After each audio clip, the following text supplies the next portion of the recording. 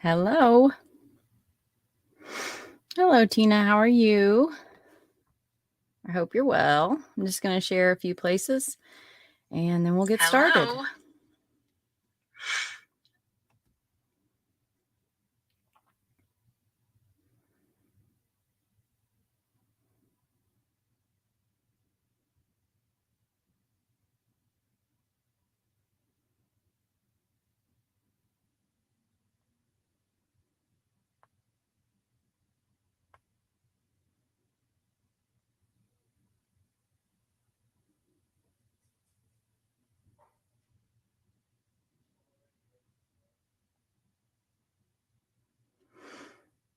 I'm so not good at sharing.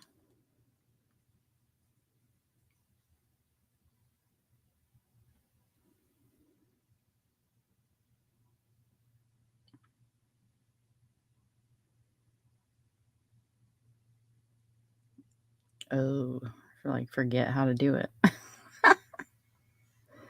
So bad. There it is. Professor Doug, how are you?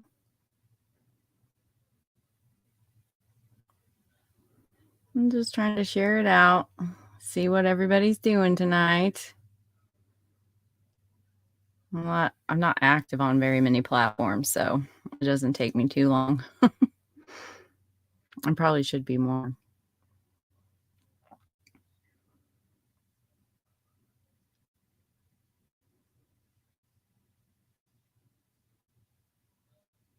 Hmm.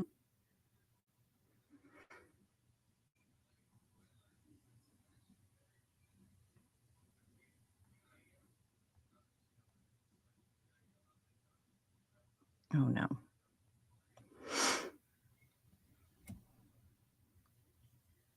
There we go. So, we are going to wrap up with Sunday's Killer Couples episode on this would be part 2. So, this is dedicated. This episode is only going to be on the 4th one that I didn't get to on Sunday, and it was kind of intentional because this is the last one that the one that started me to look into this to see if this was like a thing, of if there were more than one thrill killing couple. Thrill killer is a term that was coined by like behavioral analysis BAU teams for the FBI. So basically, it's exactly what it sounds like. They kill for the sheer thrill of it, which is absolutely disgusting. And yeah, so that's yuck.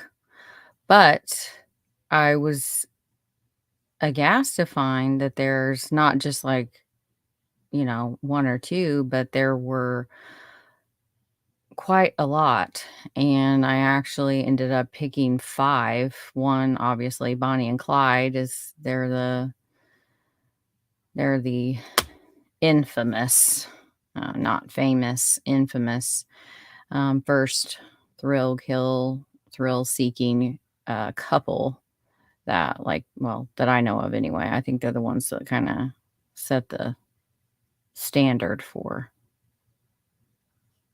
the term. But then I found the Bernies who murdered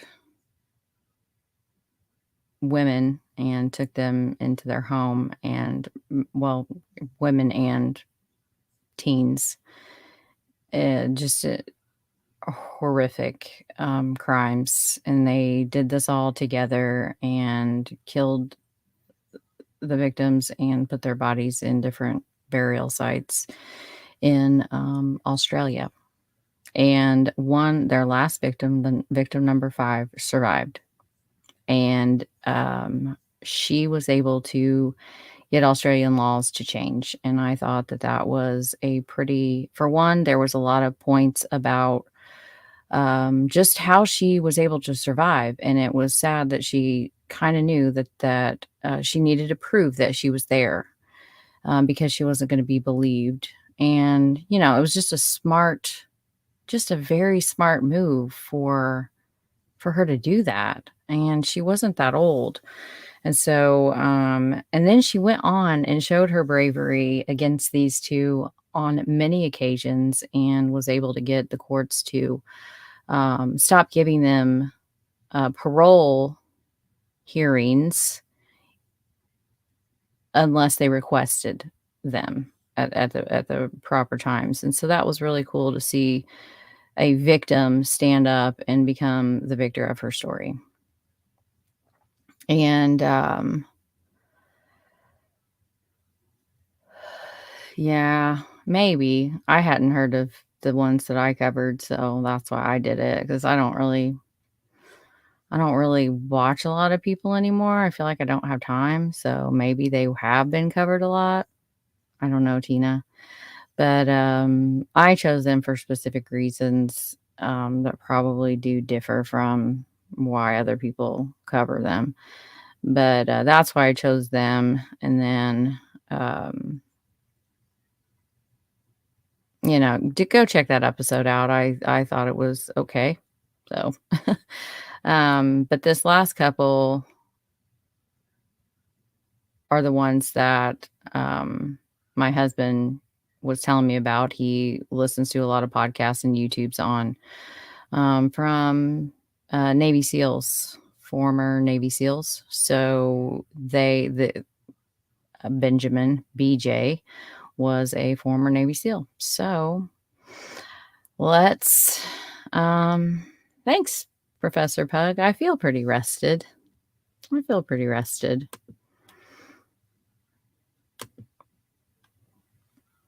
Yeah. Ken and Barbies. I don't know about Ken and Barbies, but they sure are nightmares. And it's just like I'd said in the last episode of like, how in the world, like, you would think that the chances of these kinds of couples ever meeting to become the freaking black hole that they are, would be lower than more, than having a top 10 list. I mean, good God. But um, my character is coming to question a lot because of the episode that I did on Sunday. And y'all know me, like, that's fine, like, I don't appreciate being accused of things that I don't do. I don't do things for sensationalism, and everything I do has a purpose. And if I wasn't clear about that purpose, then, I feel like I was. And each story that I highlighted the things about each case that I felt were important to why they are significant. And just because these are convicted, tried, sentenced, whatnot, does not mean that these families, the victims left behind, are done, because they're not. And you're fooling yourself if you think that they are. Once these cases go through the trial phase and past the guilty verdict and the sentencing, then the post-conviction relief becomes a factor, and the families have to worry about the case getting thrown out, and then the appeals, and then sometimes more than one appeal, depending on how many charges each they can appeal on them separately. Usually doesn't happen, but then they can appeal to a higher court than that, and they can go to the federal court and appeal there. And then by that time, you got, maybe, depending on how long the sentence is for a murderer, you could get maybe a decade, which we all know flies right by, before their first parole hearings. And then you have to worry about the parole board releasing them early, then at their earliest release date, I should say. So they're never really gone. And what's sad is, by the time it gets to the parole hearings, they are the victims' families are exhausted, and they still have to do all of these things. And then there's the fight against the system of they deserve a second chance. What? I don't know. I mean, I found this website, this stupid website where it was like grading states. Thank goodness that Indiana got an F on it. I was kind of proud of us for some reasons of why we got an F on there. It was for, like points for how we treat our potential parolees in each state. I was like, please, like, how did they treat the victims that they murdered? I'm not talking like I don't care. I think it disturbs me to see someone that is not a non-violent offender not be given a chance at parole. But for these violent ones, I mean, why should they? Why should they get repeated? Sometimes it's every year, sometimes every 2, 3, 4, or 5, depending on the state. So you're talking after that starts, these families have, and they're probably terrified to not attend because in most states, their voice can be heard for, aggravating circumstances, and then they can present like what the impact of murder has continuously been on their life for the last 20 years, you know? And so that's why it's important to talk about these cases, and name the perpetrators of the cases, and that those names end up being the first names you see. Not all the time, because obviously when you hear names like Ted Bundy, Ed Kemper, and go on down the list of all the same old washed out serial killers that everybody always talks about, they're dead. So we don't need to talk about them. There's nothing after death that you can do. So the victims should become the primary focus, and those families probably just want to be left alone. But they sure as hell don't want us to have some kind of fandom towards these killers like we do. And it's human nature, for one, to do that. We want to understand the whys. And I'm not going to apologize for wanting to understand the whys. I have been like that since I was a little child. That's just how I am. And I also see the need, because I have been through that with Nicole Bowen's family, and I have seen what that's done to them. And just knowing that Ashley Garth has already gone through the post conviction relief. Now that appeal was denied, and she'll get to go on to have exhaust all of her appeals. And then when it comes time for her parole hearings, guess who's going to have to be there?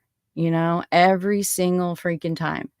And maybe if we keep talking about and naming them, like Erika, Sifrit, well, it's Grace now, back to her maiden, her maiden name of Grace. Hopefully, if we talk about Erika Grace and Benjamin Seifert and Ashley Garth and Garrett Kurtz, and we don't let the parole boards forget that there are people out here that are watching what you do, and we keep it in the media, then maybe these parole boards will have some common sense and not let them out. Maybe we can be their conscience, because half the time I don't even know who they're run by, but they are terrible at their jobs. Like, I don't get it.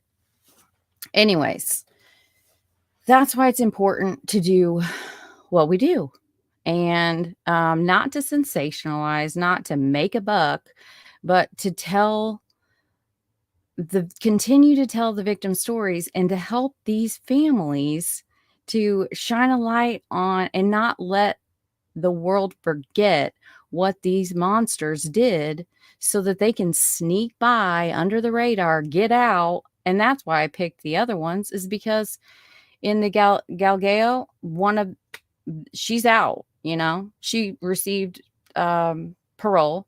The other one received parole too, in Kathy Wood, for that horrific crime of murdering elderly people, for a game, she's out. So it's like, that's why you cover them. This one, he was just up for parole, but it was denied. Thank goodness. I just saw that 2 nights ago. It was denied within the last 3 weeks. He was denied his parole, but she's up for parole in 2024. Like, so that's why they're important to not let people forget about Erika Grace, and then he will be up for parole. I think it's 5 years, and he can choose to go before the board or to not. But yeah, that's why we keep their names fresh and out there. So, oh, thanks, Kaleidoscope. I appreciate you trying to have my back. Hey, Dan, how are you? And Kaleidoscope, I just want to say, I hope that it's obviously it is I don't want you to be discouraged. And if you ever need a friend to talk to, and I know that this world can be super brutal, and it can, if you care too much about what everyone thinks, then you fail, and that's just the unfortunate thing of too much is given, much is expected.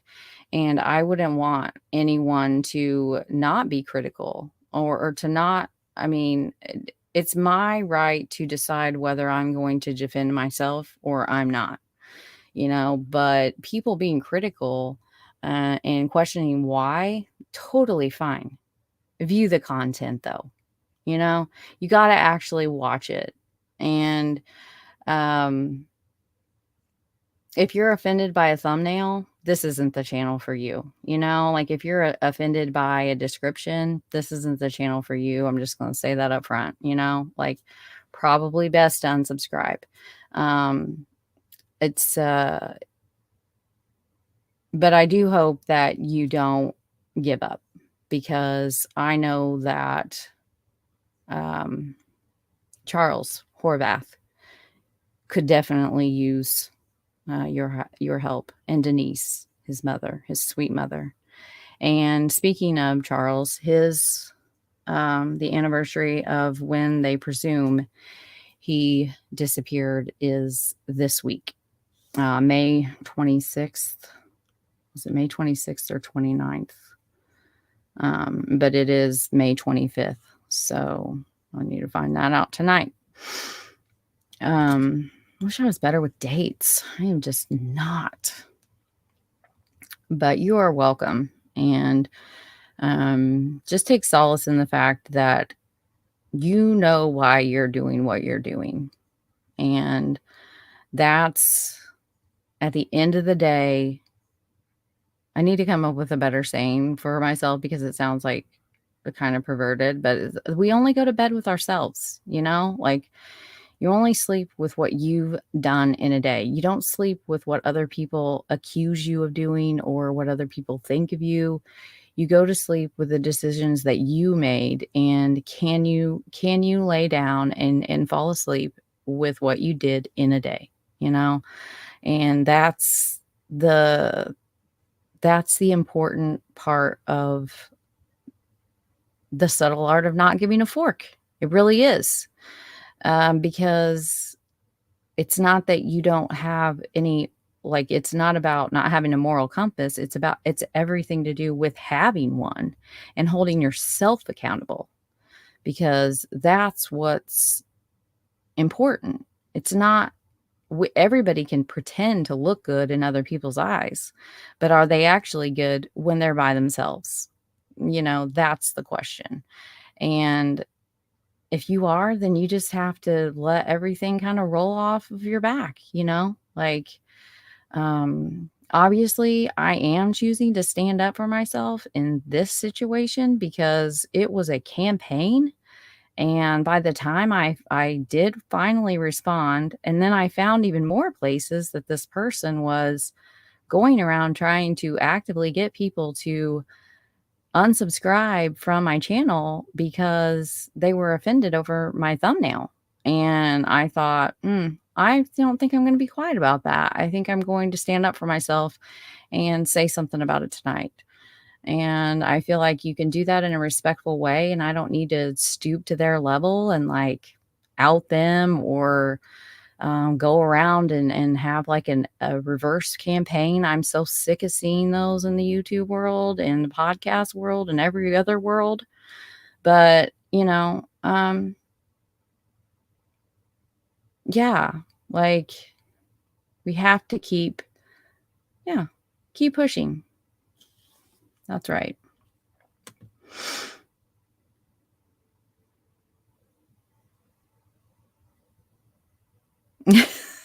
I just read the end of the Nebraska, the good life. Dan, you cracked me up. Oh, yeah, I'm Mel. Well, I'm glad that I hope that I do, and I hope it's in a way that I try not to be super boring, but I'm also not gonna be, like I definitely have a weird side to me. I mean, it usually comes out at some point in every episode. So, just, I like facts, I like court documents, I like that kind of thing, and so it can be boring, but if I changed how I do things, then, like, I w I would be compromising what I want, and what I believe in, and what I see as a deficit in this community of I'm not gonna cover the same, like, case that everyone else is covering. Like, um if I cover them, it's gonna be just like a one-time overall, like, there it is, and then you just, like, move on, but I'm not gonna be, like, beating a dead horse. Now, I may be doing that with Greeno, but that is because, he is deserving of it, and I am finding that out more and more every single day of the people that reach out to me and the things that I hear about that man. Everybody needs to be taking a stance against him ever returning to this community. He is not welcome. He's not.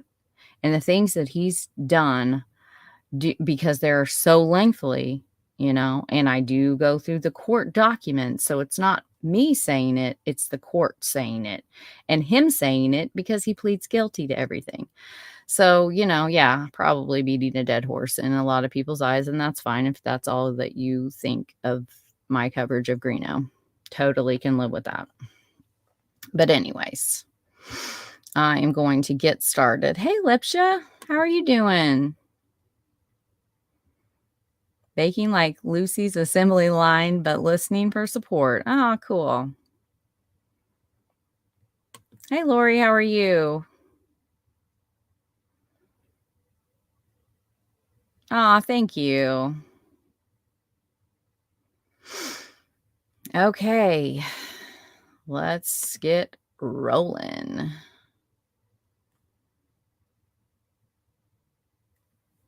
Let me show you these a-holes. No, I don't think I pulled it up.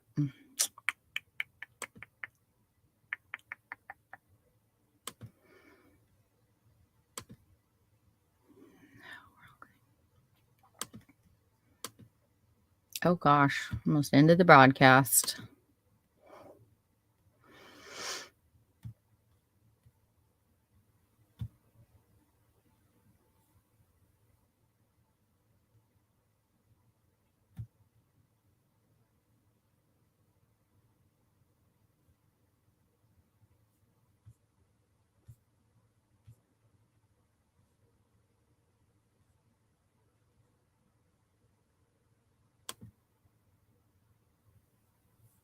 Okay.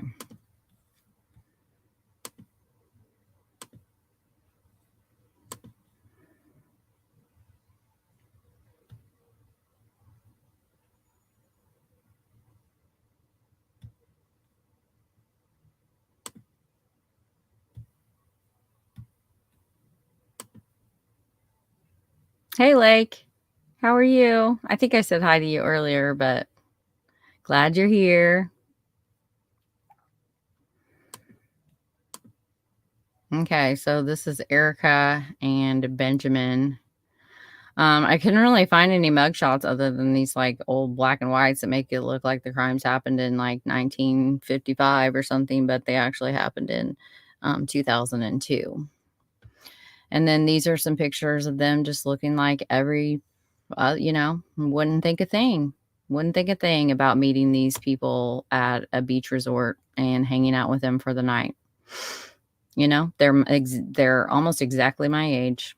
So, this is her just as a young teen, typical of the time, had the same hair, just these are their victims. Another, just very typical looking couple of that time, just super cute, happy, and not expecting to be murdered. That's for sure. There's more pictures, but I just wanted to show you who we're dealing with, who we're talking about first. And I'll just pull this up so you guys can kind of read along. But it's the state of Maryland versus Benjamin, BJ, and Erika Seifert in the 2002 murders of Joshua Ford, 32, and Martha Janae. Well, I think it was called Janae. I hope I'm saying that right. I am so sorry if I'm not. Cruxley, and she was 51. So the early events of their life. So BJ Adam, or Benjamin Adam, otherwise known as BJ Seifert, was born on October 21st, 1977. He was around 24 at the time of the murders. He grew up in Esterville, Iowa. And in 1997, he completed basic underwater demolition seal buds. So he was a honor student in the top of his class. I heard that on the podcast with Andy Stump and Joe Rogan. And that just goes to show you, like he was saying on all the different platforms that I've heard, I really I like watching those kinds of things too. Andy Stump, Tyler Ward, like a lot of the Kim, what is his name? Johnny Kim. Brilliant. And then I think the other guy's name is Joe Toro. Just like a lot of really good, and then there's one with Johnny Kim, and I can't remember if I put it in the description or not, but that guy just kind of tells his life story and talks about, SEAL team, obviously, and they're just I just find it very interesting. But anyways, and I love Joe Rogan. And so he was saying on there, you don't just trust someone because they say they're a Navy SEAL or because they were or are a Navy SEAL, like that's something that you can be like, wow, but to just trust them just because of that, like, no. And here's proof positive of this motherfucker who had no, just the worst of the worst. Like, look what he did. And yeah, he graduated top of his buds class, but he was never even a actual enlisted Navy SEAL, because he was discharged he got a bad conduct discharge before he was even enlisted and on the books or whatever they call it as a Navy SEAL. And everybody talks about him being a Navy SEAL, and then they put it out there and it's like, yeah, but he really wasn't. Like, he was discharged before he even did anything. Thank goodness. But anyways, he did not receive his Navy enlistment classification combat swimmer designation or qualify as a Navy SEAL because of insubordination, poor performance, and wearing unauthorized insignia.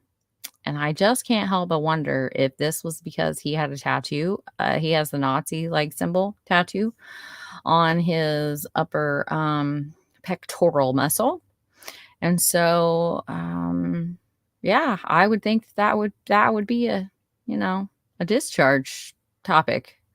But yeah, anyway, so he was discharged from there. But then towards the end there, like he taught finished top of the class, honorary student, did well everywhere else in his life, was just kind of typical. I didn't really get into a ton of their background. And then on to Erika, Elaine, Grace, Seifert, Grace, because they did divorce in 2010. She was born on February 3rd of 1978. She was 24 at the time of the murders as well. She is from I can't say ours, Roaring Spring, Pennsylvania. And she was an honor student and a basketball star at Mary Washington College, from a well-to-do family. And I did see an extended interview of a friend of hers in high school and I believe college. And it just was kind of disturbing because it's just like, wow, like, okay, so she was kind of a nice person and she was really good at sports. But lady, I just wanted to be like, but lady, like, you don't know her. Clearly, stop like, why are you on here defending her? But then I got to thinking, these murderers have families too. And while their victimhood is completely separate, they still have people in their past that are just like, but I loved them. That's my child. That they did something horrible.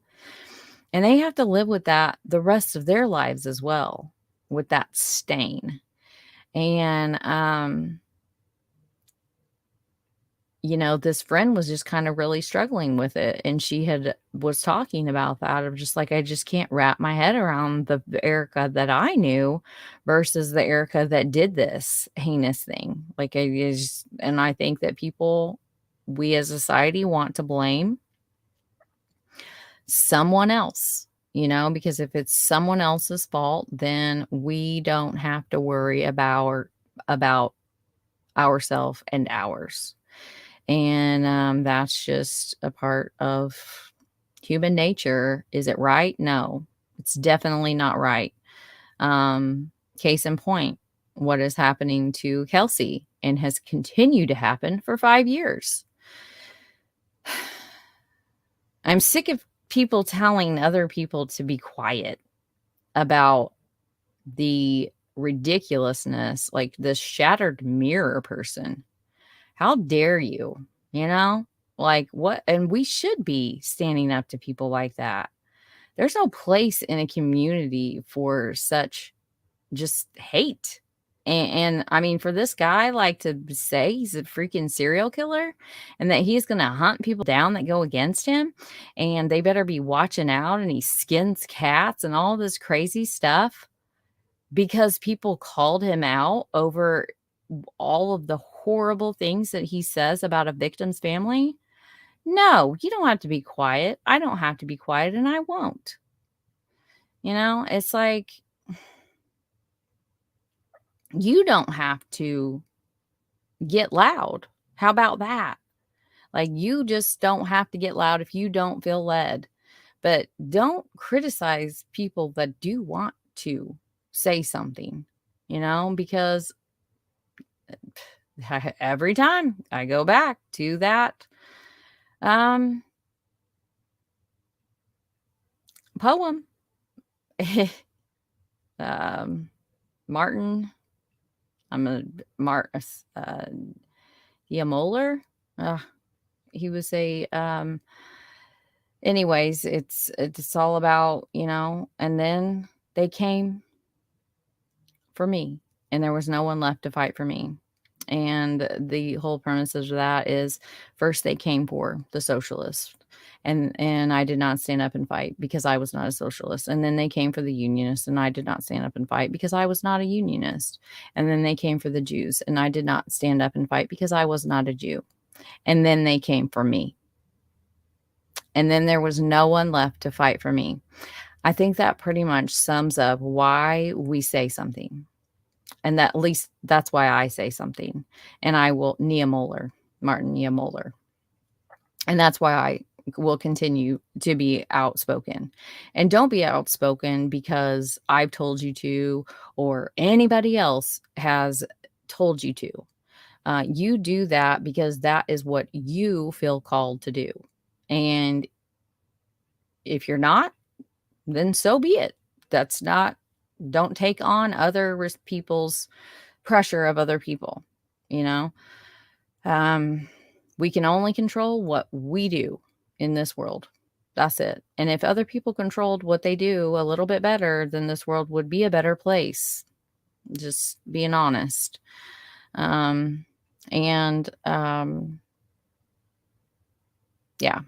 So better make sure the chat's doing okay.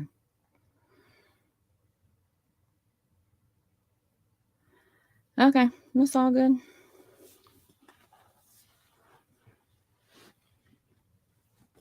All right. So, where were we? So, just typical. Families, nothing really. It seems like maybe she was a bit spoiled just from what I've read from the appeals. Yeah, like her family, definitely at entitlement, because either way, neglect and over helicoptering, I feel like, can be recipes for disaster for children. And but at the end of the day, we all have a choice. We have a choice to go, and that's what Johnny Kim, the former Navy SEAL, he's also an astronaut and a physician. So they were saying, he's like, yeah, he's just such an underachiever. Well, yeah, right. He's definitely an overachiever, but he was saying, it's like, no matter what, we all have a choice to determine our own path. And if we're going to choose darkness, or we're going to choose something that's light, something that brings the light into the world, and everybody has that choice. And that's why you're held accountable for the choices that you make in this world. And, when you make the wrong ones, hopefully you go to prison for life, or you get the death penalty.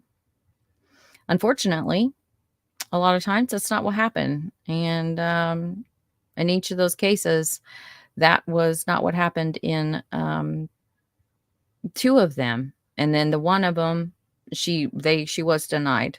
So, yeah, it's just very disturbing to think that you could commit such a heinous act and there be evidence galore, and you don't even have to serve your life sentence.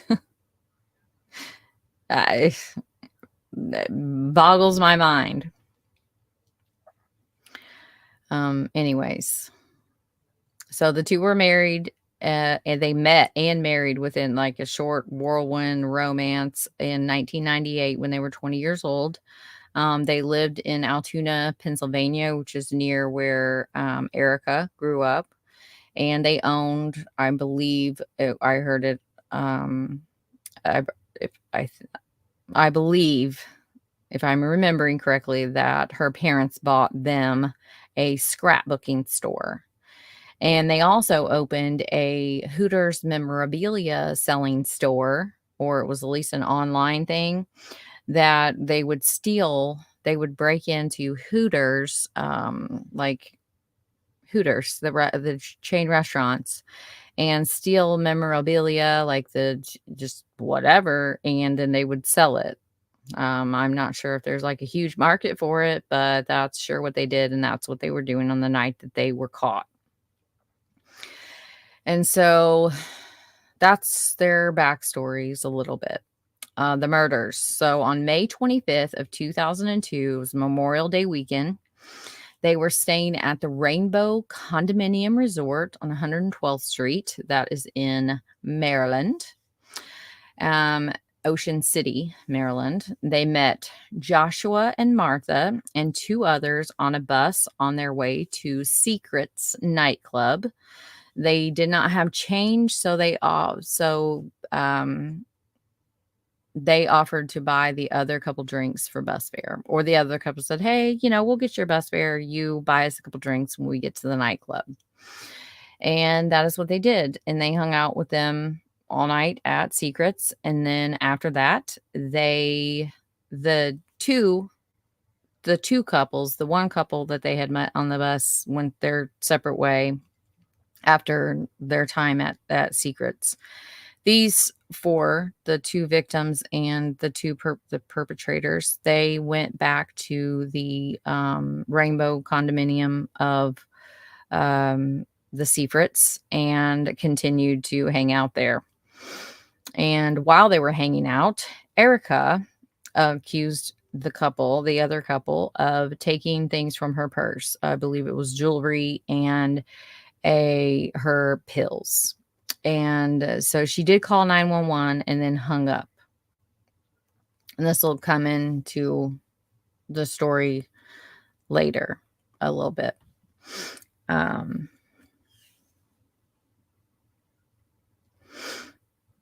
Hello, Del Bell. How are you doing? Hope you're well.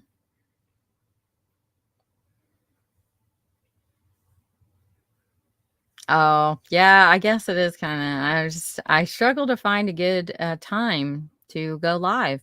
So, oh well. But eating dinner and listening is perfectly acceptable. So, I have tried my best to edit out, at least like full names of people that are named in this court document here. And again, it is a public record, so you just have to know where to find this stuff.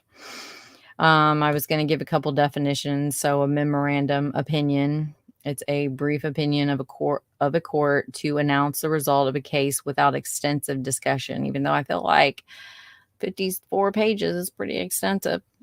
Habeas corpus is an order to the courts to bring a detainee before the court to determine if the person's imprisonment is lawful. So, memorandum of opinion is for a petition for writ of habeas corpus. So, factual and procedural history. Petitioner and her husband, Benjamin B.J. Seifert, were charged in the circuit court for Worcester County with the murders of Martha Cruxley and Joshua Ford. Petitioner and her husband were tried separately in alternate locations. Benjamin Sifrit was tried first in the Circuit Court of Montgomery County, the Honorable Paul W. Weinstein presiding. Thereafter, petitioner was tried by a jury in the Circuit Court for Frederick County, the Honorable G. Edward Dreyer presiding. The facts developed at both trials, as recounted by the Court of Appeals of Maryland, are as follows. On Friday, May 24th, 2002, Martha Cruxley and her boyfriend, Joshua Ford, drove from Virginia to Ocean City, Maryland for the Memorial Day weekend. Erika and her husband, Benjamin, were also vacationing in Ocean City over the holiday weekend. On Saturday night, May 25th of 2002, the Seifrits met Miss Cruxley and Mr. Ford on a bus on their way to Secrets, a popular Ocean City nightclub. The Seifrits did not have the exact change for the fare, so Miss Cruxley and Mr. Ford offered to pay the Seifrits fare if they would buy them a drink when they arrived at Secrets. The foursome and two other people from the bus, friends Anne and Jeff, spent the rest of the evening together at Secrets. I drink.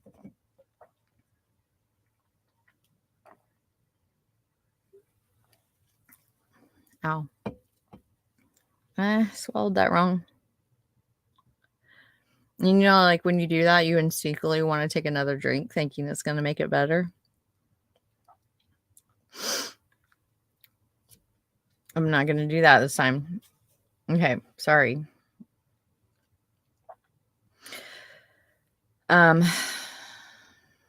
What happened in the early morning hours following the night at Secrets is unknown.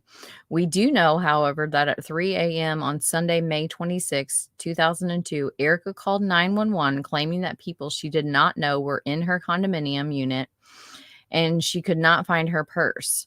She was, quote, afraid I'm going to have a robbery here. The call abruptly ended and no one was dispatched to the condominium. On Tuesday, May 28th, 2002, one of the Miss Cruxley's co-workers notified the Fairfax City Police that Martha Cruxley failed to show up at work following the Memorial Day weekend. Fairfax City Police contacted the Ocean City Police, who found Miss Cruxley's car outside the condominium where she and Mr. Ford were staying for the weekend. The police found the couple's belongings left in their condominium as if they had just stepped out.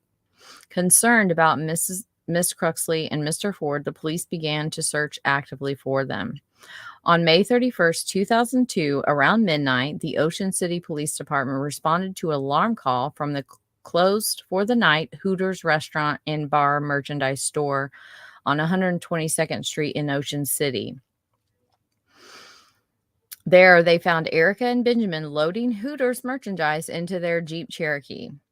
The couple were placed in handcuffs. Upon searching the couple, the police found a 9mm handgun and a knife on Benjamin and a fully loaded .357 Magnum revolver tucked into Erika's blue jeans in the small of her back. Another knife was found on Erika. Discovered in the Seifrit's car were a .45 caliber gun, ski mask, flex cuffs, and tape. The two were arrested and charged with burglary. At the scene of the burglary, I have trouble with that word too. Erika told the officers that she had anxiety problems and that she needed her Xanax and Paxil from a brown leather pouch in her purse located in the front of the Jeep. One of the police officers, Sergeant Bean, looked into Erika's purse for the pills. He found only one type of pill inside the brown leather pouch. Sergeant Bean continued to look for another type of pill inside the red pouch because he noticed the medicine bottles in that pouch. When the officer did not find the second type of pill in the red pouch, he looked in a zippered pouch in the back of the purse. There he discovered 4 spent .357 Magnum shell casings and 1 live round. The sergeant continued to look for the second type of pill in a gray change purse, also inside Erika's purse, and found the identification cards of Miss Ford and Miss Cruxley. Fearing for the safety of Miss Cruxley and Mr. Ford, the police ordered an immediate search of the Seifrit's condominium. Upon entering the Seifrit's condominium, the police observed photographs and 2 bullets on a glass table. The pictures were of the Seifrits, Miss Cruxley, and Mr. Ford, taken before the murders. Both of the bullets on the table had been fired from the .357 Magnum recovered from Erika at Hooters, and one of the bullets had Mr. Ford's blood and tissue on it. Police also found a key to Miss Cruxley and Mr. Ford's condominium on another table.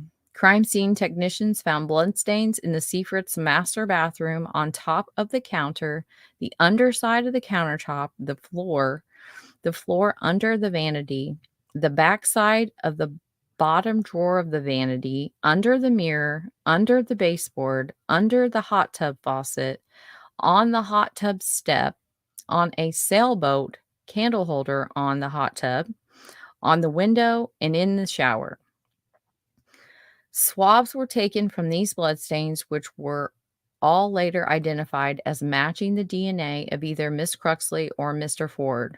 There was also a hole in the back wall of the bathroom, fresh paint on the wall, and numerous cleaning supplies on the floor next to the bathroom door.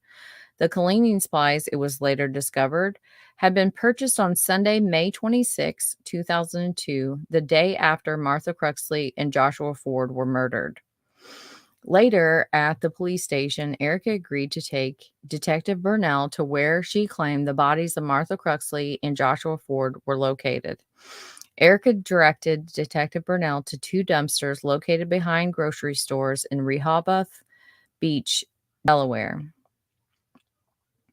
Other officers went to the stores to check the dumpsters but did not find the bodies. While Detective Burnell traveled with Erika to the places where she claimed he could find the bodies, she told the detective that her husband, Benjamin, had shot Mr. Ford and Miss Cruxley, cut their bodies into pieces, and then put them in garbage bags.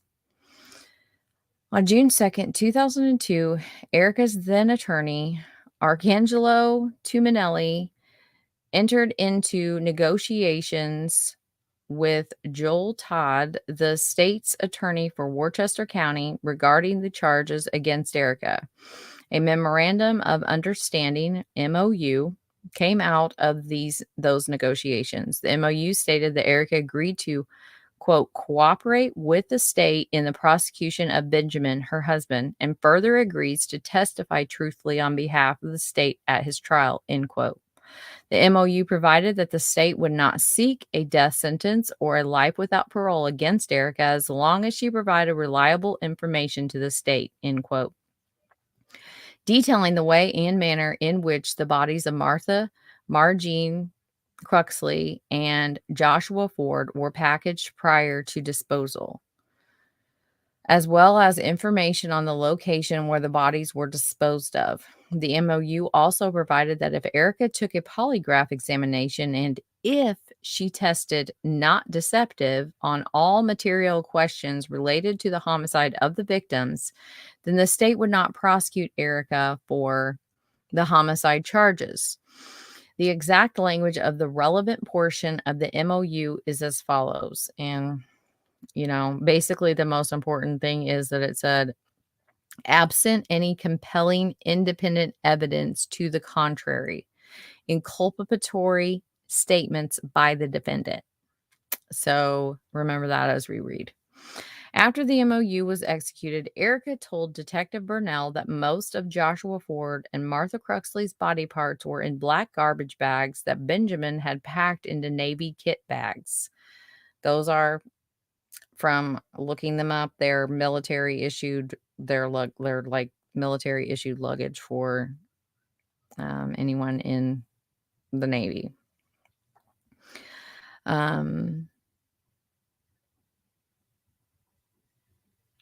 Leave off. Before throwing in a dumpster, Erika told the detective that she helped Benjamin throw the bags containing the body parts in a dumpster behind a Food Lion grocery store. The Food Lion dumpster was located across the street from the dumpster that Erika had previously directed the detective to search.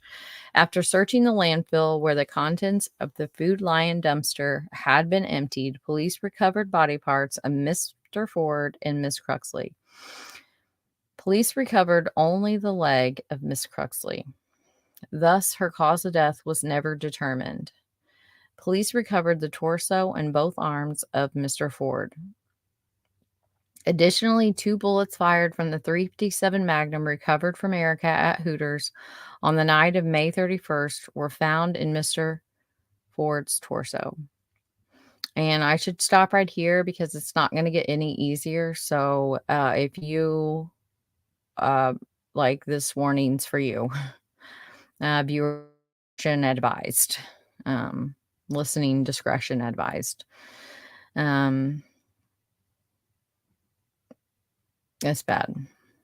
In an interview with Detective Burnell on June 24, 2002, Eric admitted to being present in the condominium that she shared with Benjamin when 3 of the shots were fired. Erika was scheduled to have a polygraph examination on June 23, 2002, but Deputy State Attorney Scott Collins terminated the polygraph because of incriminating statements that Erika made in her pre-polygraph interview with United States Secret Service agents.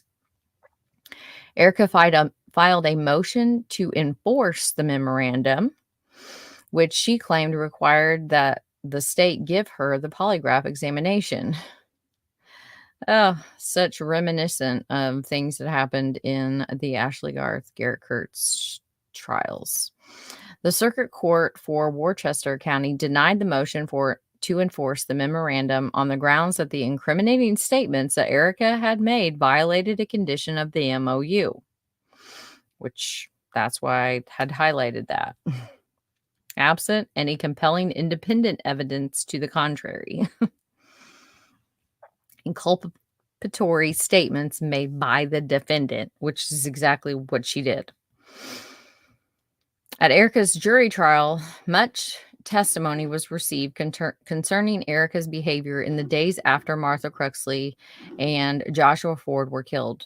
On Tuesday, May 28, 2002, Erika and Benjamin went outlet shopping in Rehoboth Beach. Erika got a new tattoo, and the couple went to the Home Depot store to buy supplies to replace the bathroom door and to purchase paint for the condominium. At the Home Depot, Erika met and spoke to Miss Wright, who testified at the trial as follows.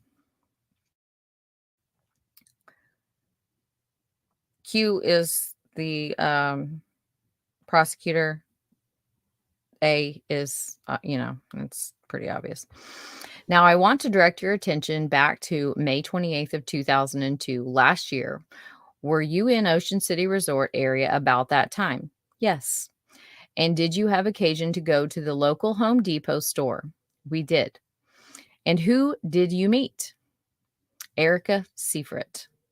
And did you see anyone else with her? Her husband. Okay. Was the defendant carrying anything? She had a triangular shaped piece of wood. And did she say anything to you about this triangular shaped piece of wood? She said, "Do you believe that's all that's left of my door?" And did you respond?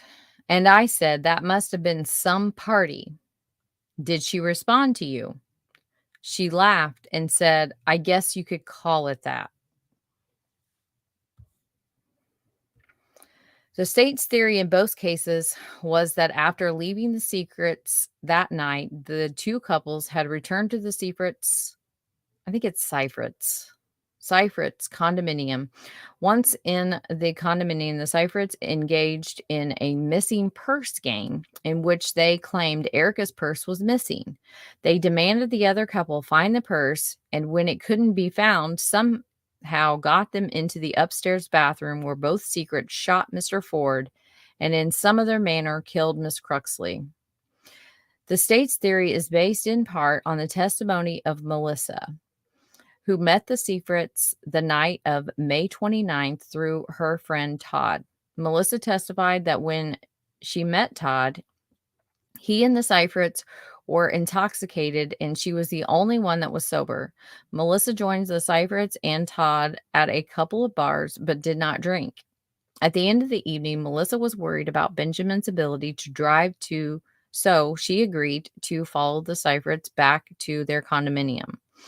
When the four arrived at the condominium, Melissa, at Benjamin's urging, helped Erika up to the condominium because she seemed so intoxicated that she might fall over without help. Then, once at the door, Erika located her keys in her purse and opened the door with no problem. Erika began showing Melissa around the condominium. Within 5 to 10 minutes of having the purse at the door, Erika and Benjamin claimed that someone had taken Erika's purse and that Melissa had to look for it. At some point during the search for the purse, Benjamin brandished a gun and became more adamant about finding the purse. Benjamin made a number of statements during the search regarding people that had been there before who had tried to rip them off, and that he was, quote, doing the world a justice by ridding the earth of bad people, end quote. Melissa testified that he also told her, quote, if we ripped them off, he would kill us the same way he killed those other people, end quote. Melissa was not clear in her recollection whether Benjamin had said, just like I killed the other people, or just like we killed the other people. Melissa testified that she felt threatened by the gun and asked that he put it away. She also testified that during the search, she saw a door upstairs off of its hinges with a bullet hole in it. Eventually, Benjamin discovered the purse in a location that had previously been searched. He then sat down with Melissa to show her his gun and what he called Erika's gun, the .357 Magnum used to kill Joshua Ford. As set forth in more detail below, during the pre-polygraph interview, Erika admitted to Secret Service agents that she was present when Benjamin, armed with a handgun and under the belief that Cruxley and Ford had stolen the Seifert's personal items, ordered Cruxley and Ford into the upstairs bathroom. Erika stated that Benjamin then asked her what he should do, and she told Benjamin that he should do it, meaning he should shoot Cruxley and Ford. Benjamin fired 4 shots from the handgun he was holding, one of which was a headshot. Erika admitted during the interview that she thereafter used a knife to cut Cruxley's body. This evidence was not introduced at Erika's trial. Investigators later found other items in the Jeep, including but not limited to a knife, gloves, and undeveloped film. There was also a silver ring with a dragon engraving found in Erika's purse that was later identified as belonging to Mr. Ford. DNA testing revealed blood from both Joshua Ford and Martha Cruxley on the ring. Miss Cruxley was a major contributor to the DNA sample found on the ring, and Mr. Ford was a minor contributor, according to a forensic chemist for the state of Maryland. Erika never took the polygraph exam. Benjamin Seifert was convicted of second-degree murder and first-degree assault of Cruxley and accessory after the fact for the murders of both Cruxley and Ford. He also pleaded guilty to second-degree burglary and carrying a dangerous weapon. He was sentenced on July 7, 2003 to a 30-year term of imprisonment for second-degree murder and a concurrent term of which, so throw that out, doesn't even exist, of 15 years for first-degree assault, a consecutive 5-year term of imprisonment for accessory after the fact, a consecutive 3-year term for second-degree burglary, and a concurrent 3-year term for carrying a dangerous weapon. So all in all, he's getting 38 years.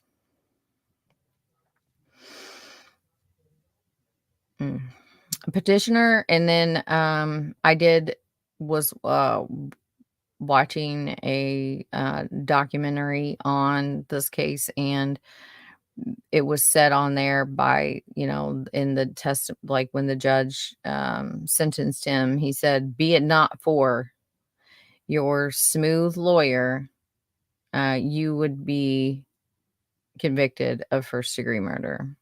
And I think he even said like premeditated first-degree murder, which is first-degree murder is premeditated. But so, yeah, that's why his charges were as I just read.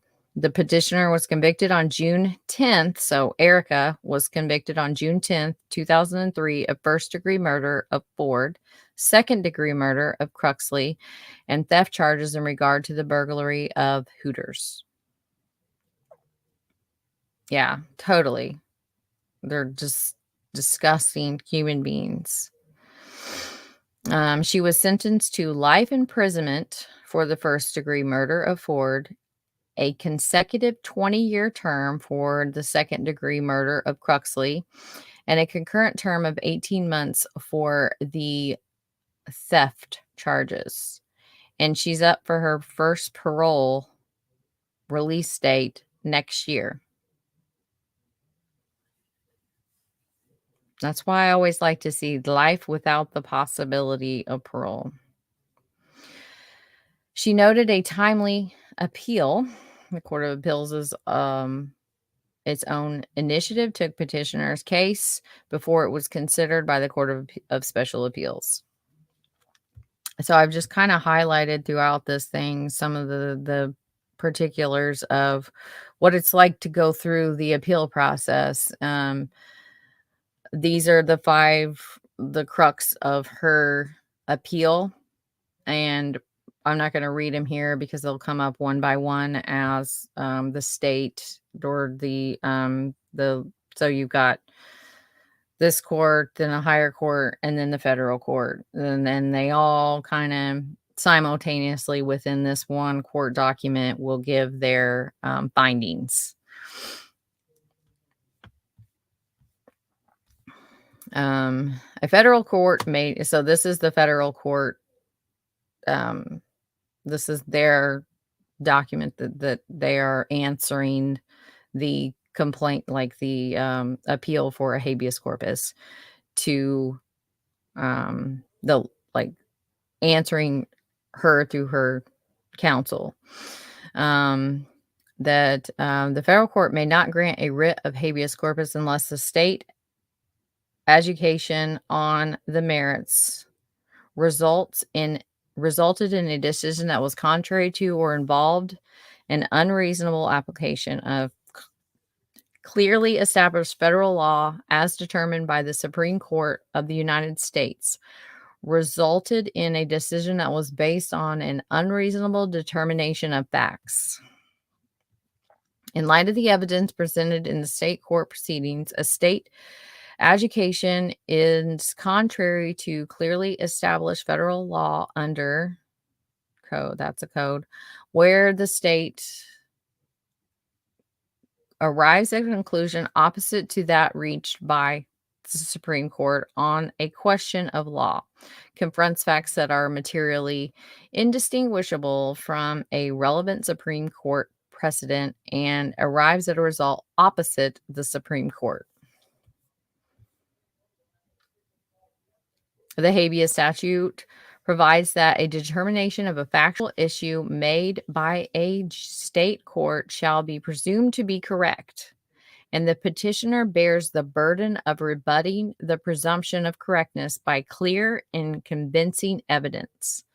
Where the state court conducted an evidentiary hearing and explained its reasonings with some care, it should be particularly difficult to establish clear and convincing evidence of error on the state court's part.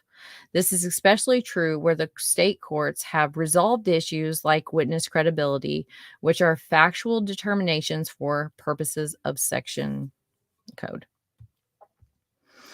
So her first petition to the federal court is on ineffective assistance of counsel. And this is what you have to meet. A defendant must overcome the strong presumption that counsel's strategy and tactics fall within the wide range of reasonable professional assistance. The question is whether there is any reasonable argument that counsel satisfied Strickland's differential standard. A showing of prejudice requires that 1, counsel errors were so serious as to deprive the defendant of a fair trial whose result is reliable, and 2, there was a reasonable probability that but for counsel's unprofessional errors, the results of the proceedings would have been different. A, failure to obtain mental health evidence, including the NCR and intoxication defenses. These. Rather than focusing on petitioner's mental health problems, counsel pursued a defense that petitioner was not involved in the crime. Her choice. The court finds that she has fairly presented the claims to the state court for review, and the claims are therefore exhausted. So that just lets me know that she's not, because they have to come, if they want to petition for another appeal, they have to come up with something new. So she can't use this again. It's been exhausted. Further, these witnesses testified that evidence could offer an explanation for some of Erika's disturbing behaviors after the murders. These include her possession of the victim's property, her tattoo in the location where she allegedly stabbed or cut Miss Cruxley, and the beach photos.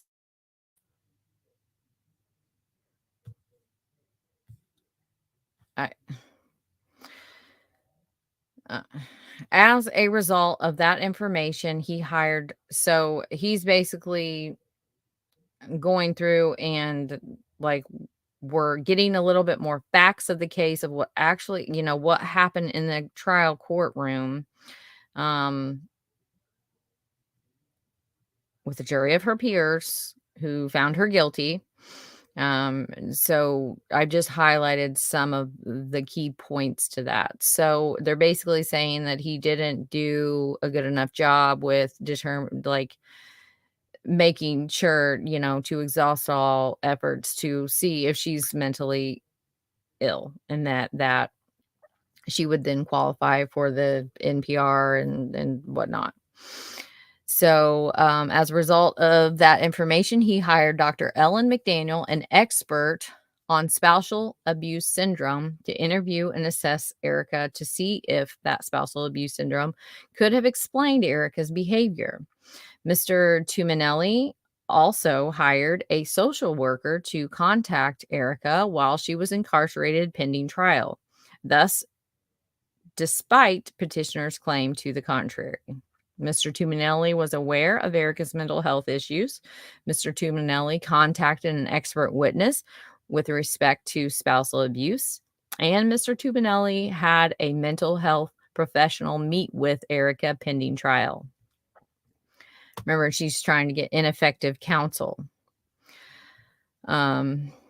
State says it was adequate, and this is the appeal at a state level, the state court of appeals. So denied. It is clear from Mr. Tuminelli's testimony that such a plea was considered and rejected after discussion with Erika and her parents.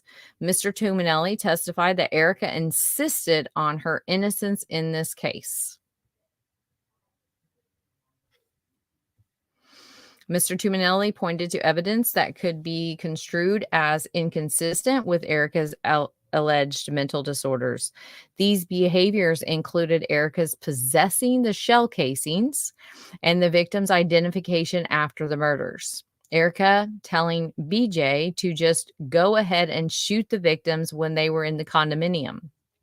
And Erika's implicating BJ in the homicide shortly after her arrest at Hooters.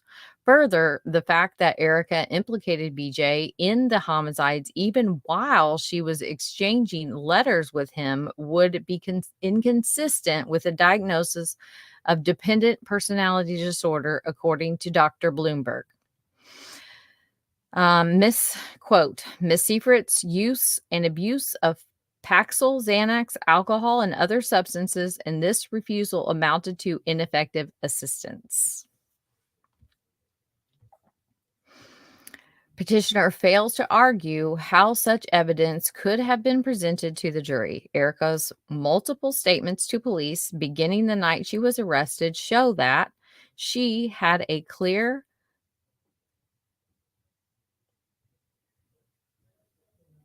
I know that word. I don't think it's cogent. Like cognizant memory of events. Absent Erika's own testimony, there is no other evidence proffered that could show her level of intoxication that night. Therefore, in order to show the requisite level of intoxication, Erika would probably have been forced to testify. Again, this could have opened the door for the admission of her statements that were initially suppressed. Those are, oh man. Mr. Tuminelli was concerned about that probability, and that concern is not an unreasonable one.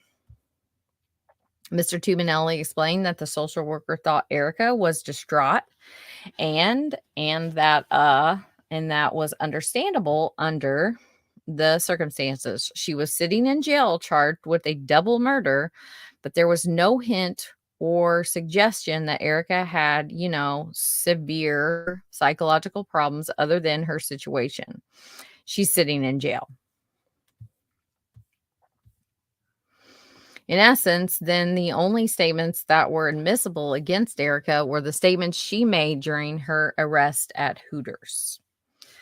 Additional examples of Erika's exercising control in the relationship are found in her own statement to Detective Burnell. In that interview, Erika admits that she refused to take BJ's pictures holding the heads of the dismembered bodies, refused to cook and eat a leg after the murder, God, refused to help him put the bodies in the dumpster, refused to help him move a bag with a torso, refused to look at the dead bodies when he calls to her after the murders, ordered him to clean up the blood, continued to take photographs in the days following the murders, and refused to help BJ kill her family and abscond with their money. Additionally, Erika told Mr. Tubinelli that it was her idea to break into the Hooters that weekend, not BJ's. So again, the spousal abuse, what was that called?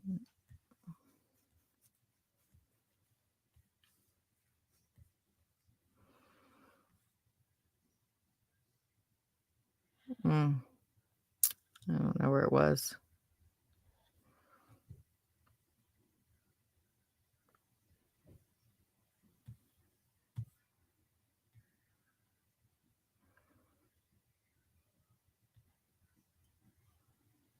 Basically, that she did this because, of like she was in fear of him, or that she was just totally controlled by him. So these are things that they presented that were contrary to that, and they are contrary to that. He concluded that the psychological factors cited above, need for perfection and depressive symptoms, do not account for the actions related to the current offense. Ms. Seifert was realistically aware of the events taking place around her, and by her own report did make decisions that were deliberate. Further, by her own report, her use of alcohol and Xanax at the time of the current offense did not impair her ability to realistically perceive her environment or make decisions that were deliberate. In the same vein, Dr. Stephen Curran concluded that while petitioner suffered from personality defects and significant patterns of substance abuse, she did not present with major psychiatric conditions. Dr. Diane Gutterman also concluded that there was no evidence of a major psychiatric illness. A tactical decision not to further investigate or pursue an involuntary intoxication defense is entitled to a deference and cannot be second guessed. The pursuit of a defense that petitioner was not involved in the murder, even at the expense of other defenses, was reasonable under the circumstances.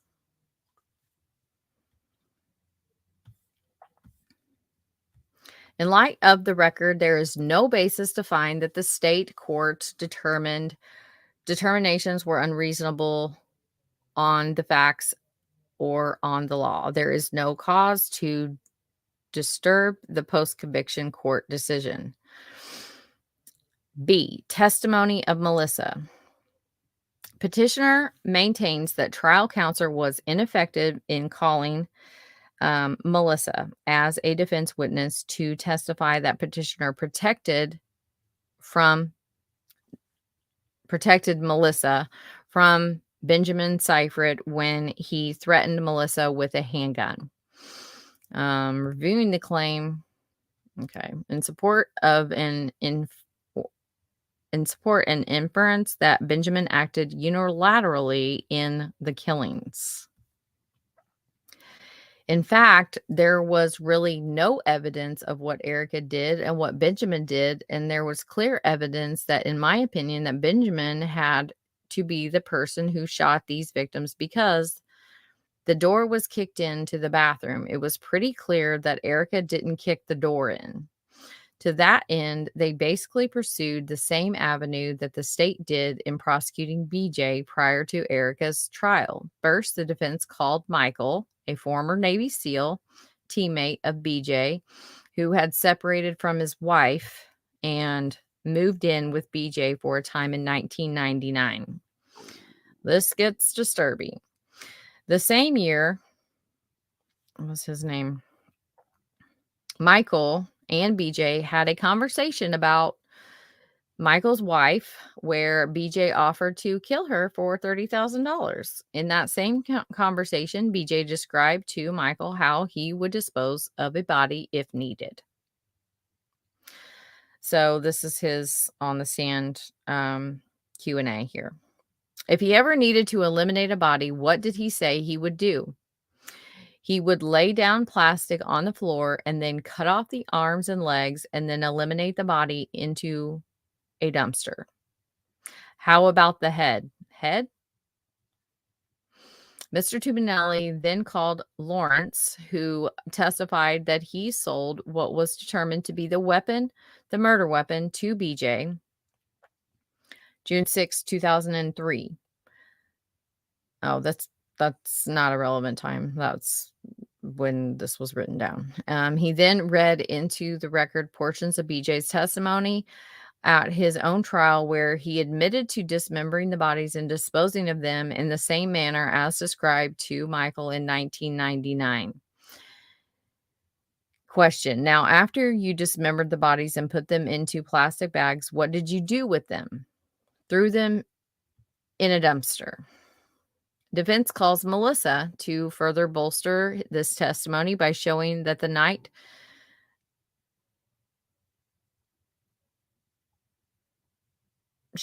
Melissa went to the condo, it was BJ who was the aggressor.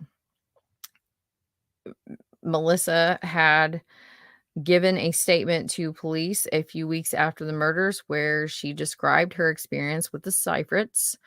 When it was noticed that the purse was missing, she told police he kept putting his hand on the gun and he's got to find that purse. BJ was kind of going a little berserk in the living room, and at this point he had the gun out and in his hands and was waving it around.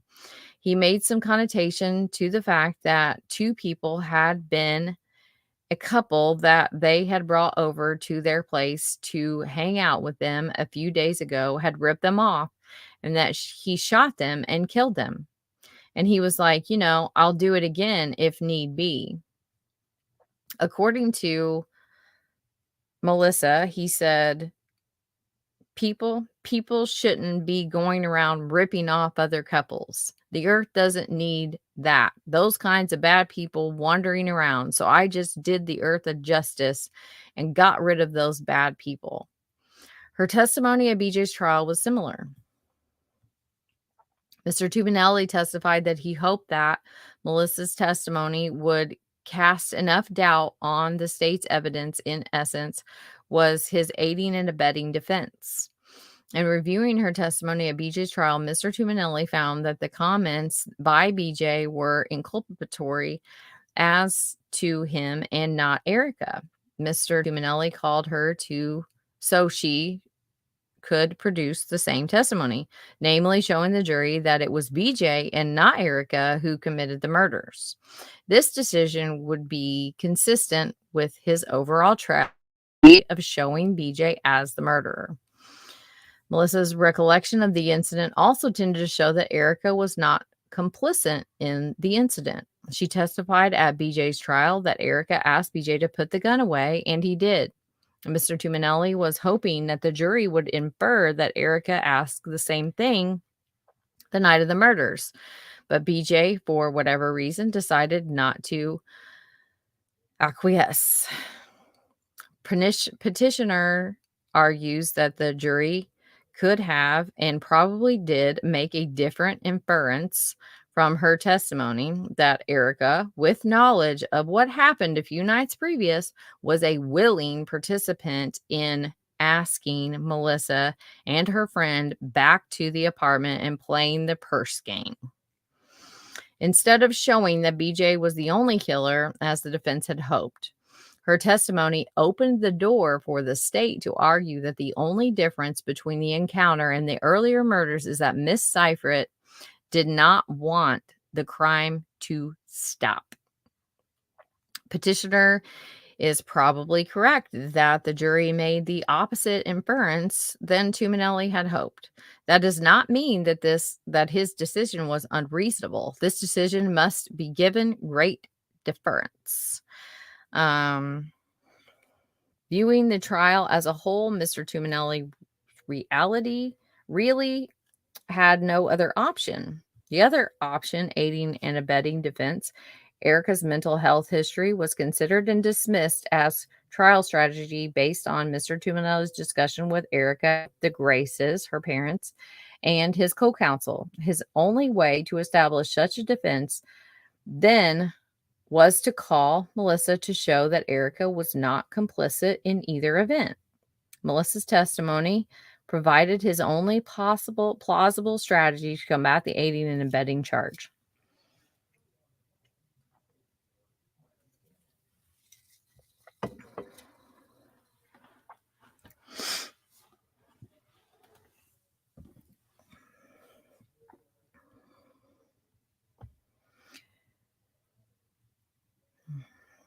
Representative, the best way to defend against the charge of aiding and abetting, therefore, her claim that the calling of Melissa was ineffective assistance does not persuade this court. Relief on this grounds is denied.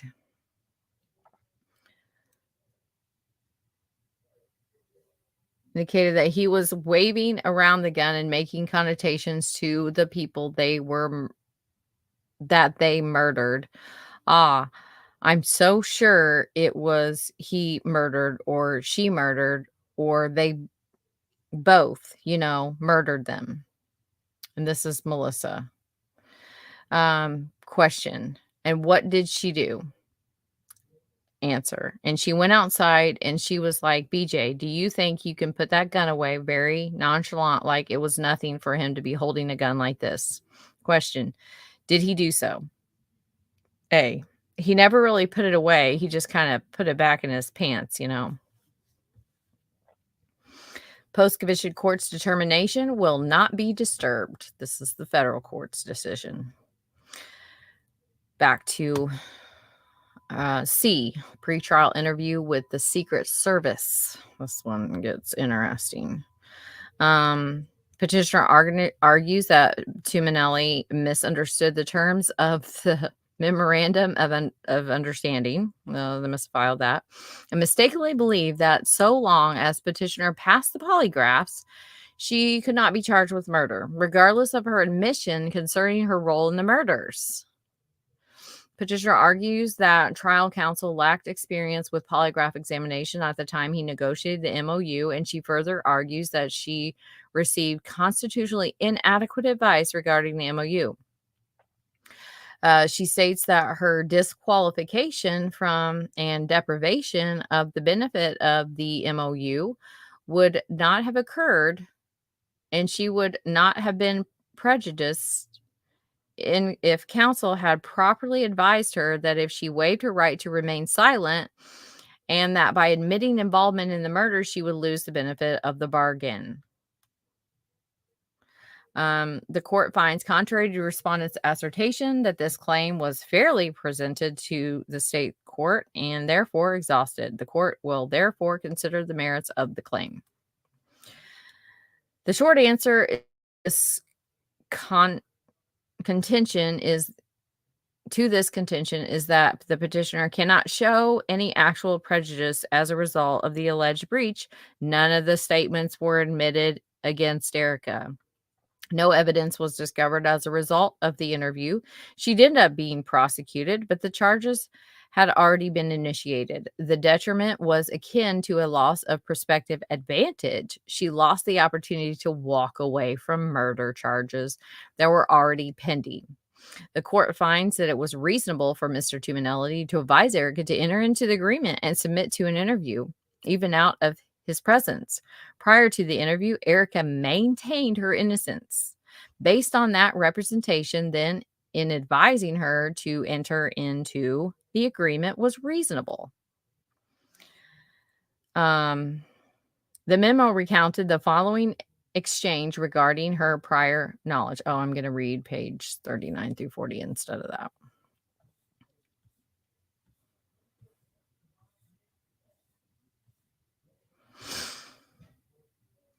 Another one that's hard to hear. So if you're sensitive, you might want to dip. Hey, just Mike. Hey, David. How are you guys doing tonight?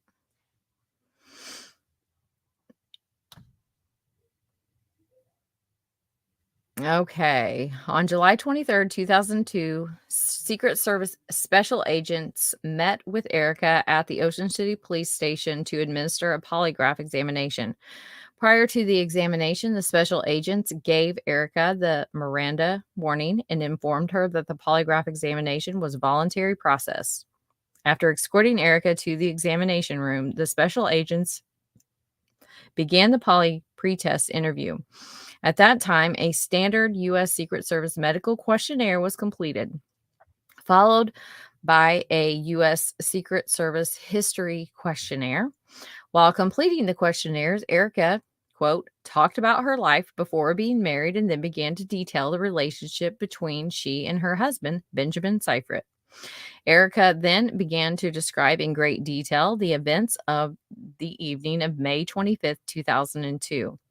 Erika stated that she and her husband were vacationing in Ocean City, Maryland, and that they met under another couple, Joshua Ford and Martha Cruxley, while boarding a bus on their way to Secret's nightclub. After hanging out all night at the nightclub with Mr. Ford and Miss Cruxley, both couples decided to go party back at the Seifert's condominium at about 1:30. Now the morning of the 26th.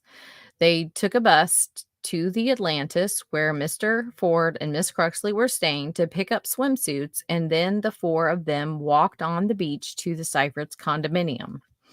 Erika stated that Joshua, Martha, and Benjamin stayed on the beach and that she went into the condominium to get beers for everyone. Once outside the Seifert's penthouse unit, she noticed that her purse was on the back of the couch and not where she had originally put it. She stated that her jewelry and pills were missing, and she called 911 to report that there were, quote, intruders in my house and my stuff is missing.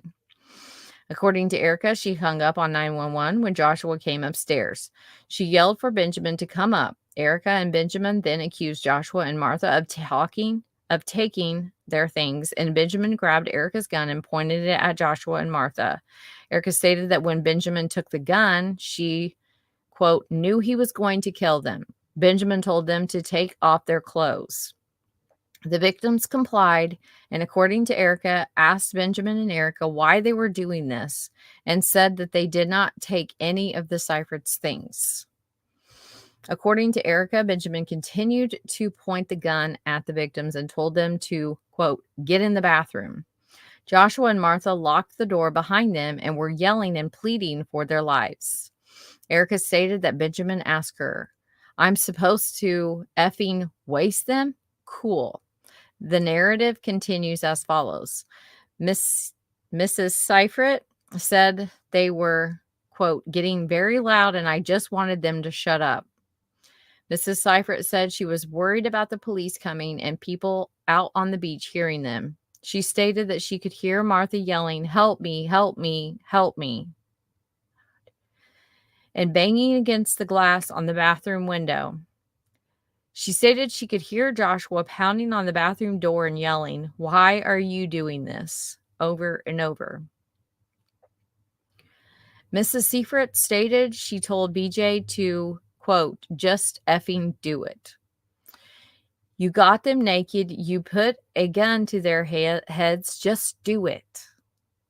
After she told us that she had said, just effing do it, she stopped for a minute during the interview and said, now you have me on murder. I asked Miss Seifert what she meant by just effing do it and just do it, and she continued by saying, I meant just kill them. I asked Miss Seifert this same question approximately 10 times, and her answer was always the same. I meant kill them. I knew he wanted to. BJ fired the Smith & Wesson into the bathroom door and then kicked it open. She described the kick as being so hard that BJ fell backwards. The bathroom door flew open and lodged itself in the wall. BJ went into the bathroom, and Mrs. Seifert stated she saw Joshua fall to the right side of the bathroom against a closet. She said he was shot. Josh was still yelling, "Why are you doing this?" She then watched as BJ took a headshot on Josh. According to Mrs. Sifrit, she then wet her pants and went to go sit on the edge of the bed and, quote, waited for it to be over. I asked what she meant by waited for it to be over, and she said the killings. Mrs. Seifert said she heard two more shots close together, about 5 seconds, and then BJ came out flexing his muscles covered in blood. She described that, quote, he had obviously put on himself. BJ calls Mrs. Seifert into the bathroom. Erika then went to the Jeep to get their radios, check for their things on the beach, and to watch out for the police. She ran back up to the penthouse and into the bathroom. She stated, BJ said, quote, baby, open your knife like I taught you. Get down there and check her to see if she's dead. Get down there and make sure, end quote. Mrs. Seifert said, quote, but I thought you said she... And Mrs. Seifert walked over to Martha, who was huddled in a fetal position under the vanity, and began to cut on her body. I moved into the position. This is the special agent, Secret Service special agent saying this. I moved into the position I thought Martha would have been in, and Mrs. Seifert corrected, and she herself got into the fetal position to show exactly how Martha was and where she cut on her body. Mrs. Seifert said the blood was very deep around Martha, and it got on her clothes as she went down on her knee to cut on Martha. She showed us the right side of her abdomen, about above her right hip, as the location she cut. Same location she got a tattoo. She said, quote, I was surprised how much pressure it took to cut the skin, since I had never cut someone before. I cut her twice like this. Mrs. Seifert showed us how she held the knife and cut Martha. After saying, I cut her twice, she stopped and said, now you have me on murder. I asked her if Martha was dead or alive when she cut on her. Miss Seifert said she did not know, but thought Martha was probably dead. I asked if she checked Martha in any way before cutting on her, and she said no. And I wrote on the side, hopefully the parole board will take this statement under advisement and deny her parole next year. And then this is again, just reiterating what I started the show with for people that came in late. This is why continuing to talk about some of these killers is necessary. The families are not finished fighting and worrying after a conviction, unfortunately. Post-conviction relief followed by the first appeal in cases where an appeal meets the legal grounds for an appeal. And in some cases, a convict can appeal more than once if charged with multiple crimes. After the appeals are exhausted, as in this case, the convict may file in federal court. By the time the appeals and the complaints are finished, the parole hearings begin. Maybe if these parole boards knew that us, the public, were watching, they would deny more seriously violent offenders early release.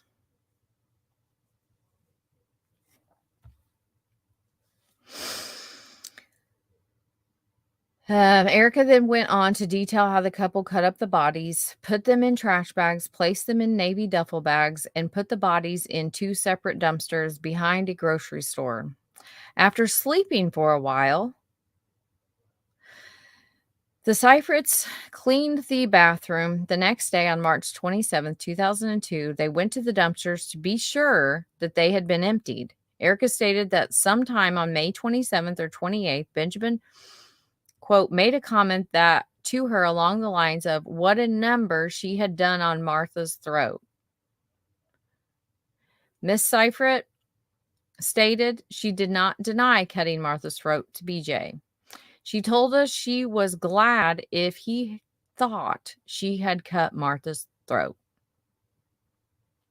In light of Erika's statements, the polygraph examiners did not administer the polygraph test.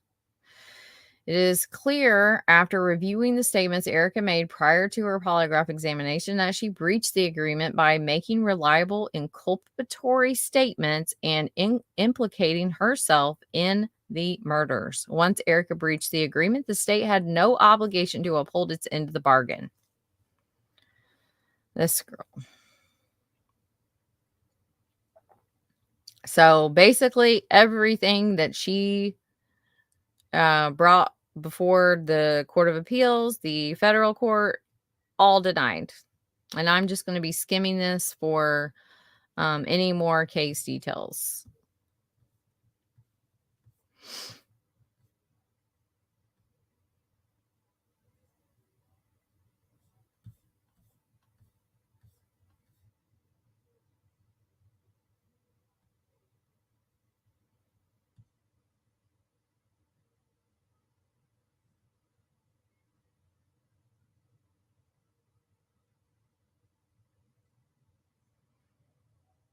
Okay, I'm going to read this part.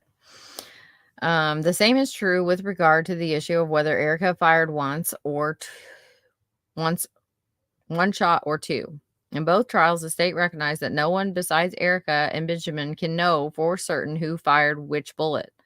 The facts established that 4 shots were fired from the .357 Magnum and 2 of the 4 shots were found in Mr. Ford's torso. The other 2 bullets were found on the table in the Seifrit's condominium, one with flesh on it that matched Mr. Ford's.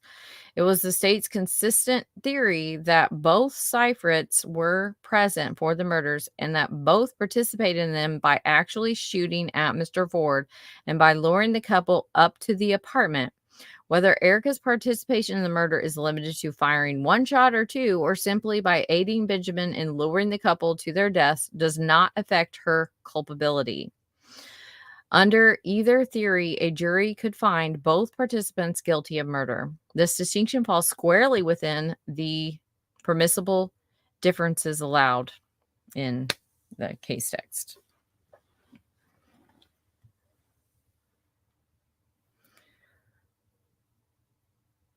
I think we've already read this part where he's, was recounting this with a friend of what he would how he would kill. There was one part where it was kind of disturbing to think about, or it's like, was a typical conversation between SEALs that they were simply talking trash with guys over a few beers. And the conversation was not to be taken seriously. What?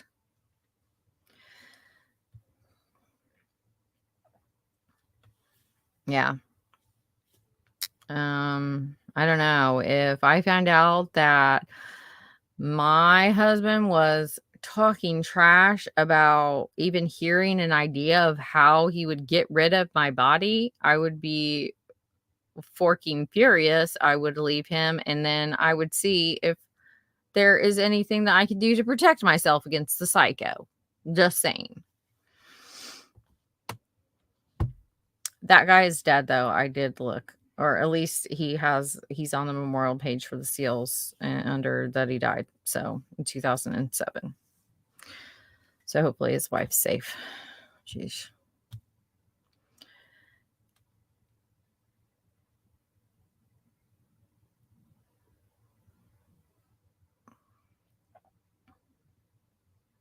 Oh, I like this part. So this is Melissa, the witness to the second. I think that they were going to kill that couple. They were going to kill them, and for whatever reason, they were able to survive. They literally tried to play the same game with them with the purse, and it's just weird. So weird. So you are unsure whether or not he ever said he killed anyone, she killed anyone, or they both killed anyone. Is that right? Miss Melissa, to which she responded, "No matter how you pick apart the words, he admitted to me throughout the night that in one way or another, he was involved in the murder of these two people." She's a brilliant witness. "He stated to me several times throughout the night that he was involved in these murders. Those IDs, those people, with the bullet in the door and everything. You can't just pick words apart like that and try to shift the blame, The two people were there that night, 4 people, and only 2 came out, and that is what this is about. I love Melissa. Yes, this is what this is about.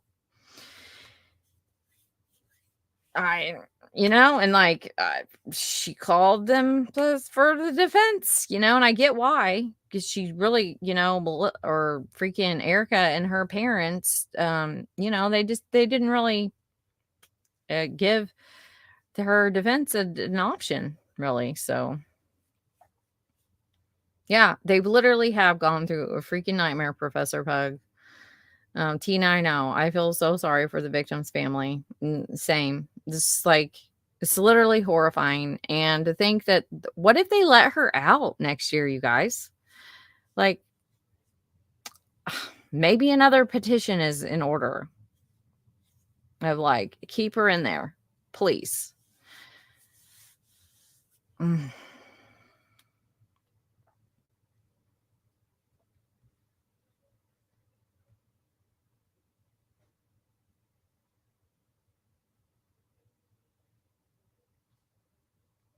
These are some closing arguments of the trial.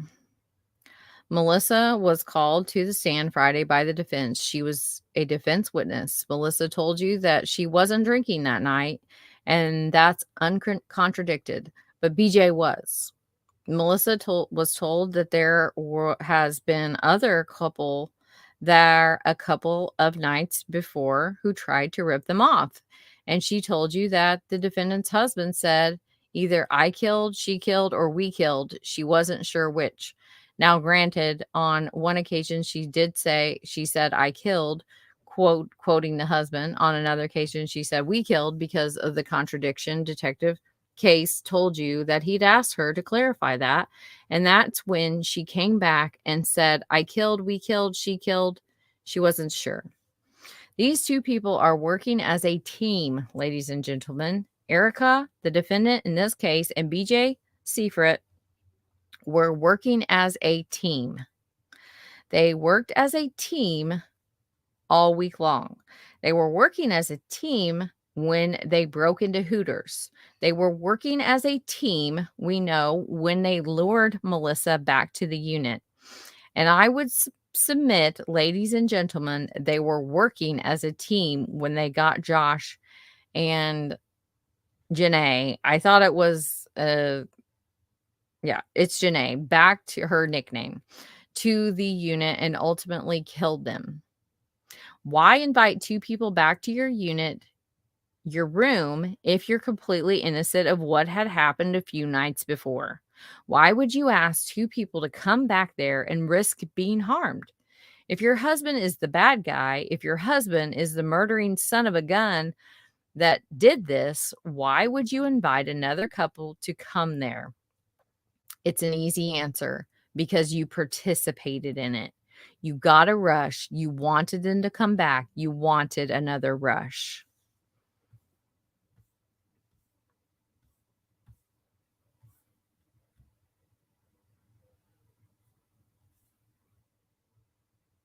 And dismissed. And that's the thing I was talking about earlier, is this family, they went through 1, 2, 3, 1, 2, 3, 6, 7 different things so far, and it's not even close to over.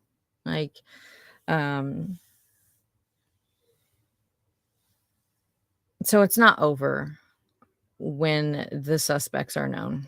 It's not even close to over. They have a lifetime of having to deal with this. And if we can help by keeping these a-holes' name out there, and that maybe the word spreads, and that maybe the story gets picked up by podcasts that are way bigger than mine, maybe the parole board will get wind of that, and just maybe they won't let her out. Just maybe they'll keep him in there until they have to release him. Again, 38 years. So I think his release is in 2030. Not enough time for what these two monsters did. Not enough time in the least.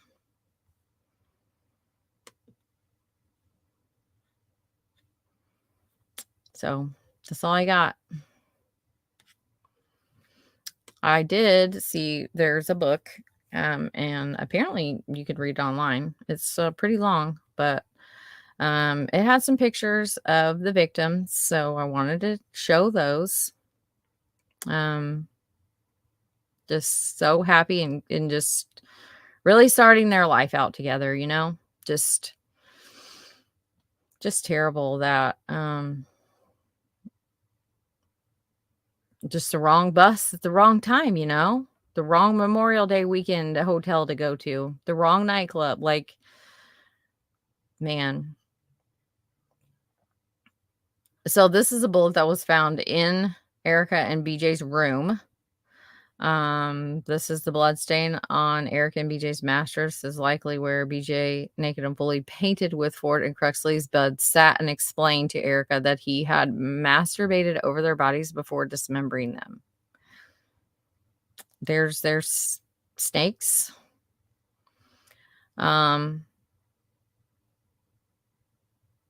Police searched the condominium where they immediately uncovered blood, hairs, and pieces of human scalp inside the sink and a washing machine. Here they are just having a time, you know.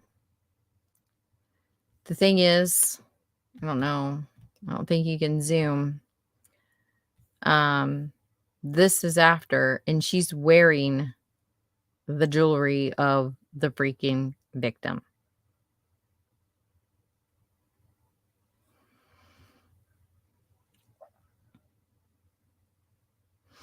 After Erika and BJ murdered Ford and Cruxley, dismembered their bodies, placed the body parts in plastic bags in a Navy SEAL duffel bag, and tossed them into several different dumpsters in Delaware, they began what these photos proved to be a fun-filled vacation in Ocean City, asking passerby to snap their photos as they smiled and hammed it up for the camera.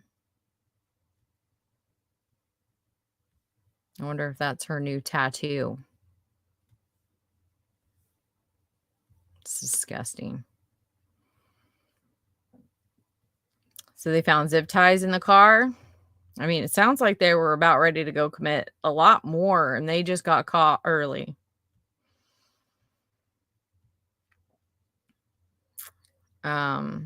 This is their car. The Coach handbag, of course, it was a Coach, where the gun used to kill Cruxley and Ford was located with other incriminating evidence. Found a serrated knife on Erika, clipped to the side pocket of her jeans.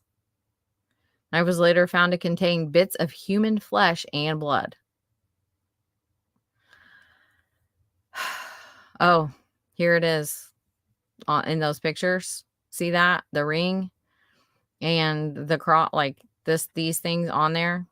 Yeah. These two close-ups of photos proved that Erika Seifert was wearing Joshua Ford's bloodied ring. Remember, it still had blood on it, around her neck after Ford and Cruxley were reported missing. There's her .357 Magnum that later proved to be the weapon used to kill Joshua Ford. And inside Erika's Coach purse, police located the .45 caliber handgun along with 4 spent shell casings and 1 live round of ammunition. Some of the last pictures of the victims, Janae and Joshua. Taken hours. So these were more than likely taken by freaking Erika.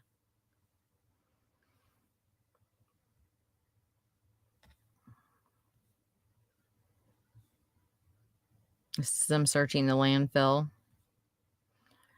I'm not sure what the snakes have to do with anything. Like, I like snakes and I don't murder people. So, whatever.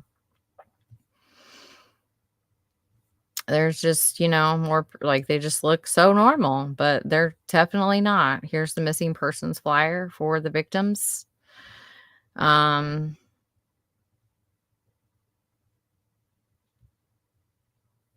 After leaving college with a history degree and running away. So this is them the night of their arrest. To marry the man she had known for 3 weeks, the newlywed Erika Seifert, now calling herself Bonnie, was arrested with her husband Clyde on May 31st, 2002, while breaking into an Ocean City, Maryland Hooters restaurant.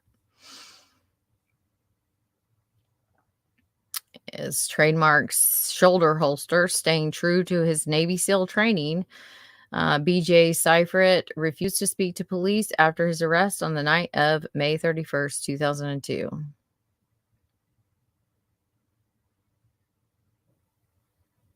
160 candidates entered BJ Seifert's Navy SEAL training class, but only 17 graduated, with BJ a honor man.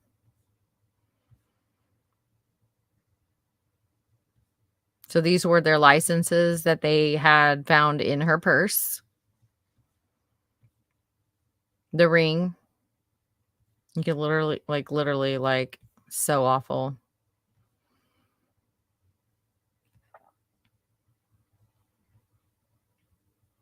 Taking souvenirs is what that is.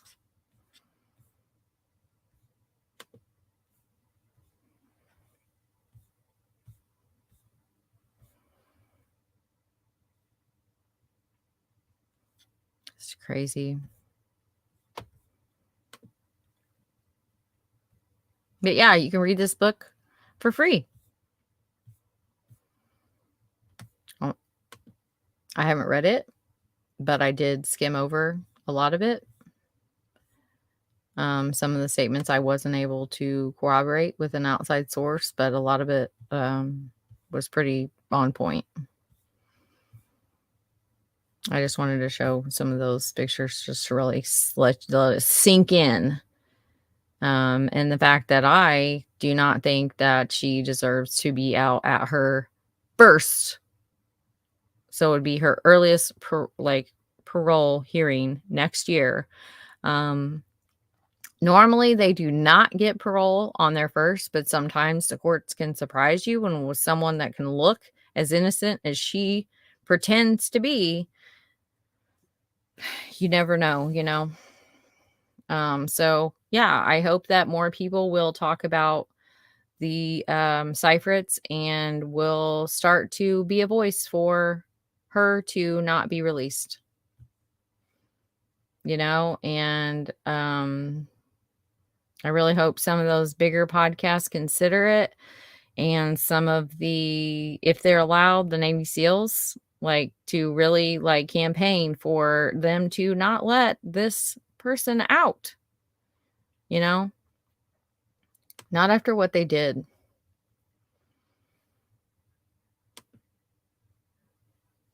So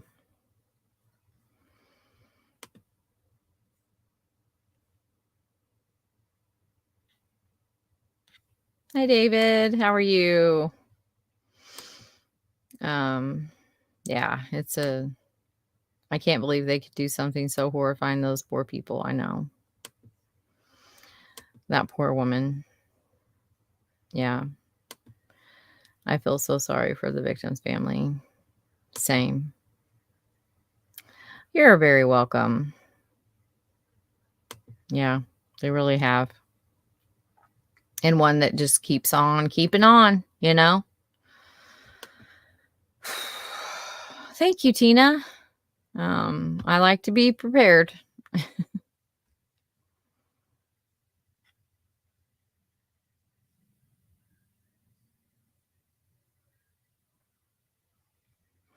And I would like to thank my members for being here tonight, especially. Like, I really do appreciate you guys. And um, I have to work late tomorrow, but hopefully, maybe like Friday, maybe earlier. I don't know. I'll make a post and see if anyone's even available because there's nothing worse than just preparing something or just kind of like being there and then there's like nobody there. So, I will make a post and see if anyone's available tomorrow, like on not tomorrow, but on Friday to come and kind of have a members only. And let's just kind of, there's definitely some new things to talk about. I have a few.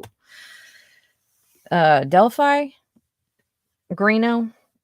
Yeah. So there's definitely some things and like I would like some guidance on um how to present these topics to the public or if at all, like I'm struggling. So hopefully we can get together on Friday. And I'm hoping to do another episode on Greeno on Sunday. But I do have to work and I do have to go to a graduation and I have to work on Saturday too. So it's kind of a busy weekend, but I'm going to try to get that done between now and then. If not, it doesn't happen. And Greeno will release sometime next week. So thank you, Lake. Thank you, Professor Pug. Thank you, Del Bell, Tina, Dan. I better just go to the list. Oh, I got like really red. What happened? That was weird. Y'all like see how red I am? Wonder why. Have I been that red all night? No, if I like go over here, I'm not red. Maybe it's because I didn't turn this light on. Now I'm white as a ghost. Ghost.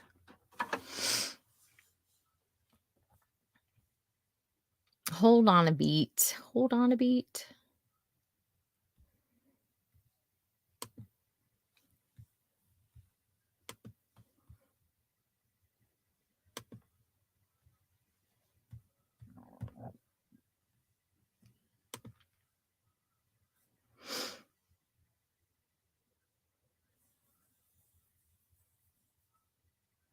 So slow. Members are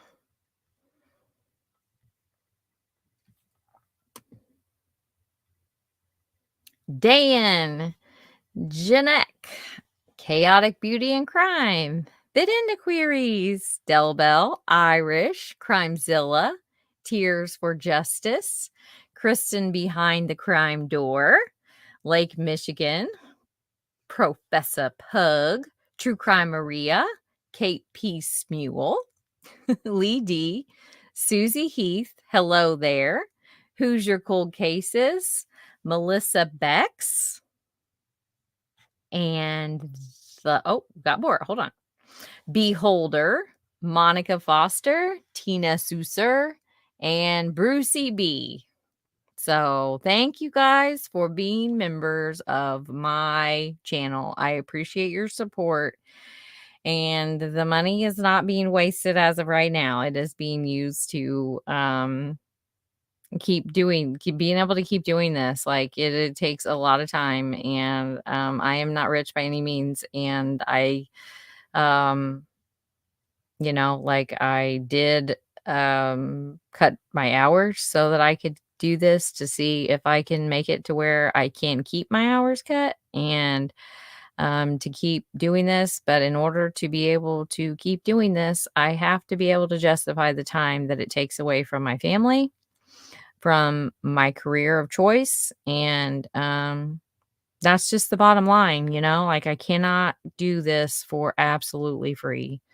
at the rate of weekly and doing all that it takes to put into it. I can't justify that time away from things without making something. And I do want to get to the point where I am able to donate. Um, we as a channel are able to donate to, you know, the Murder Accountability Project. I think that's a great one. To DNA projects, to the, NECMAC, to just all the different, definitely search and rescues, and do that as a team. I think that would be super cool, So just keep that in mind as you watch me and other creators. Would you go to a restaurant and not tip your waitress? It's a service. They get paid like $1 an hour. No, you would tip them. So just keep that in mind as you watch myself and others, because I'm telling you, it does take a lot of work. Please do hit the subscribe. Please hit the like, and please share. It means a lot to me, and it does help the channel. So thank you guys, and I will see you sometime real soon. Have a great night. That's it. Oh, I'm not even on. That's why I'm like, why am I still here? It would be better, trust me, because YouTube takes 30%. They take 30%. So, but I was banned from PayPal. I got banned. It's my own fault. They said you could pick a nickname on there, and so being a dingling, being a donut, I kept trying to they kept asking me to verify my account, and I kept I gave them my driver's license and did all these things, but I had put my nickname, Mel Cold Truth, on where my real name was supposed to go. And so because I kept submitting my ID, they were like, well, she's using a fake name, and they banned me. So I have Venmo and I have Facebook Pay. That's about all I got. Oh, thank you, Del Bell. I appreciate you and your super sticker and your cat. And thank you, Professor Pug. I really do appreciate it, you guys. It makes the conversation with my husband go a little bit smoother when I get done, because I've been doing this all day and all day yesterday. I just popped acting for a minute. I have so much crap to do tonight. I didn't know about the YouTube fees, but I don't do much with PayPal because it puts a lot on your personal info. I know. Facebook Pay is one that does not. And then Venmo, I don't know. I do have Venmo, and I do have a nickname on there. So hopefully not. But yeah, it's totally cool though. Like, just anything is helpful. Just to be able to get him to be like, what are you doing? And I mean, I can't blame him. I can't blame my kids, And they know that I'm not in this to make a fortune or by any means, but just to be able to justify the time and the money spent on this hobby of mine. And it's not a hobby, it's really like a passion of pursuing I wanted to do this kind of thing for a really long time, and just came to the place where it was just like, stop talking about it and just do it, just do it. And so I did. Michael Jordan. All right, guys, I will talk to you soon. Hope you have a good night. Bye.